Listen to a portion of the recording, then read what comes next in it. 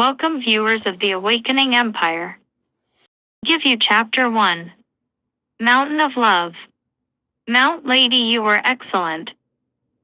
Kamui would say. Mount Lady restrained the villain and looked at Kamui and smiled. You did great, too. Although they kept it a secret from the public, everyone knew Mount Lady and Kamui Woods were dating. Hey, do you want to go to the festival tonight? Kamui whispered into Mount Lady's ear. She simply nodded at that idea. Time skip. The festivalia. Takeyama and Shinji Nisha met up at the festival, both exhausted from their hero work. He rested her head on Shinji's shoulder.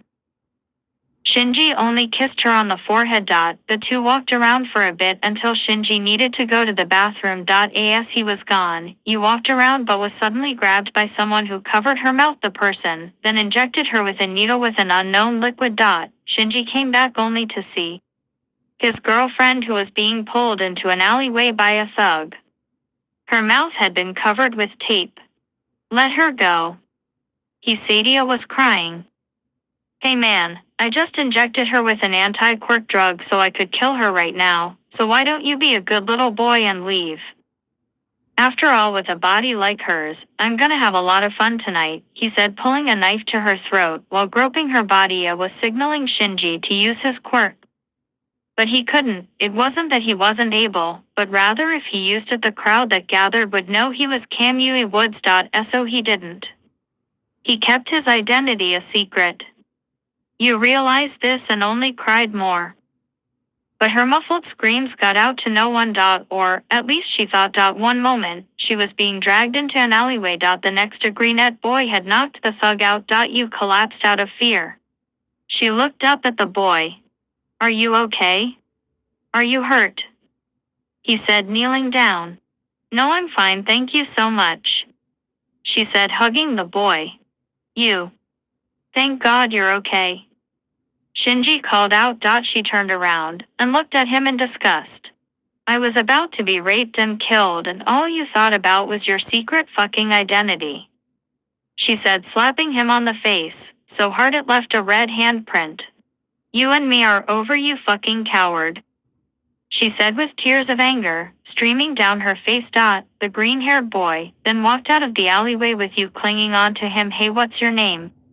You asked. Izuku. Midoriya. He said.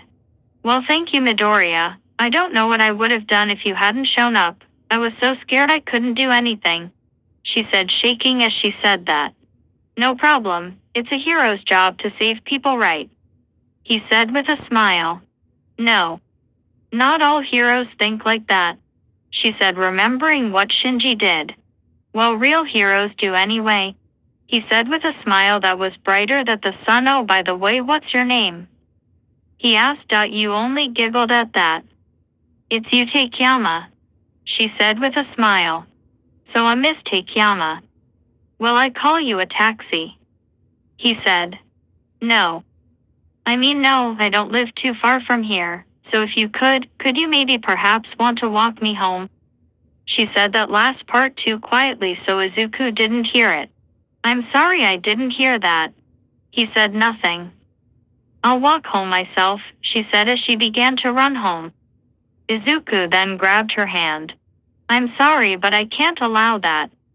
I'll walk you home, he said boldly. Blushed hard and only nodded while looking away. As the two walked together, they talked about what they liked, but Izuku then brought up what happened earlier. By the way, who was that earlier? Izuku asked. He is. No, he was my boyfriend, Kamui Woods. Kamui Woods. His quirk would have been perfect in that situation. Izuku said yeah, but he didn't because he didn't want his identity revealed. That son of a bitch. Izuku said. Izuku then apologized for bringing that up, but you said it wasn't his fault. Then they both reached their destination. Wait, you live here too? Izuku said.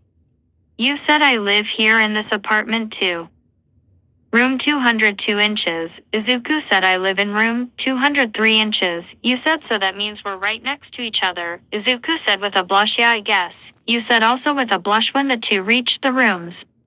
You turned to him while rubbing her legs together in embarrassment.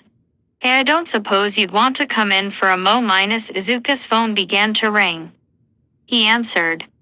Oh, sorry, I gotta take this, he said. Oh, hey babe.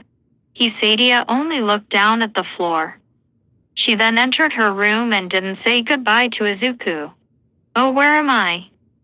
I'm at my apartment, Izuku said. Oh. You're coming over. Okay, I'll see you. Izuku said hung up, but when he turned around you wasn't there. Time skip, 10 minutes Izuku's girlfriend arrived. It was Okako or Araka. She saw Izuku standing outside his room. Oh hey Okako.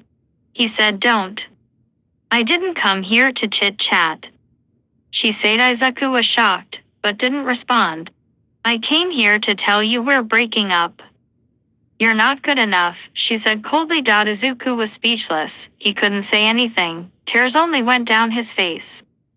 Araraka then turned around and walked off. Izuku sat down crying at what just happened.